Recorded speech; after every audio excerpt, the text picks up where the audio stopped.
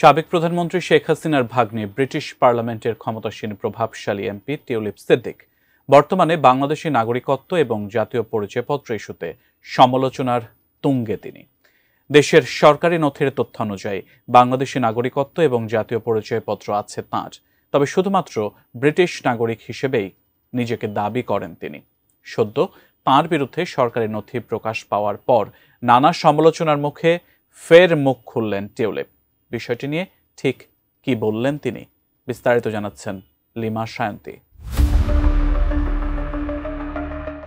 বাংলাদেশের সাবেক প্রধানমন্ত্রী শেখ হাসিনার ভাগ্নি শেখ রেহেনা কন্যা টিউলিপ সিদ্দিক ব্রিটিশ পার্লামেন্টে ক্ষমতাসীন লেবার পার্টির প্রভাবশালী একজন এমপি। তিনি টিউলিপের বাবা মা বাংলাদেশি হলেও বিভিন্ন আন্তর্জাতিক সংবাদ মাধ্যমে দীর্ঘদিন ধরে দাবি করে আসছেন তিনি শুধুই ব্রিটিশ নাগরিক। তবে বর্তমান বাংলাদেশ সরকারের নথি অনুযায়ী টিউলিপ 2001 সালে বাংলাদেশি পাসপোর্ট এবং 2011 সালে বাংলাদেশ থেকেই জাতীয় পরিচয়পত্র বানিয়েছিলেন।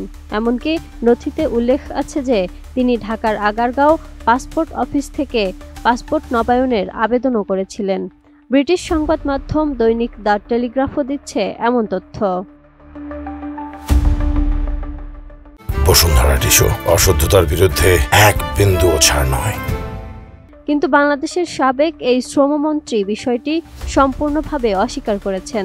তাছাড়াও তিনি অভিযোগ করেছেন বাংলাদেশি কর্তৃপক্ষ রাজনৈতিক উদ্দেশ্যে তার বিরুদ্ধে ভুয়া নথি তৈরি করেছে এবং এসব নথি দিয়ে তাকে দুর্নীতিগ্রস্ত প্রমাণ করার চেষ্টা করা হচ্ছে বলেই দাবি তার। The Bangladeshi authorities have been spreading these baseless allegations against me.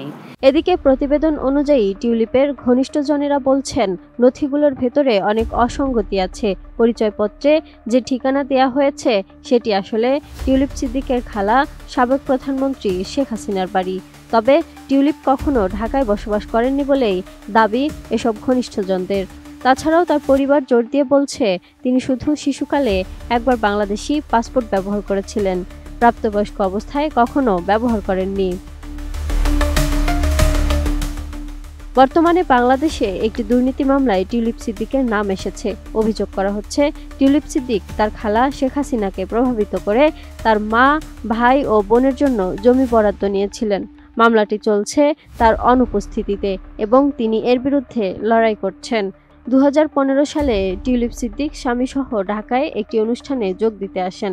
তখন তিনি বক্তব্যে বাংলাদেশকে আমাদের দেশ বলে উল্লেখ করেছিলেন। কিন্তু 2017 সালে যুক্তরাজ্যের এক সাংবাদিক তাকে প্রশ্ন করলে তিনি ক্ষুব্ধ হয়ে বলেন, আমি ব্রিটিশ এমপি, আমাকে বাংলাদেশি বলবেন না, আমি বাংলাদেশি নই। এই দুই ঘটনার কারণে তার রাজনৈতিক পরিচয় ও বাংলাদেশি নাগরিকত্ব নিয়ে বিতর্ক নতুন করে মাথাচাড়া দিয়ে উঠেছে। Are you implying I'm a Bangladeshi politician?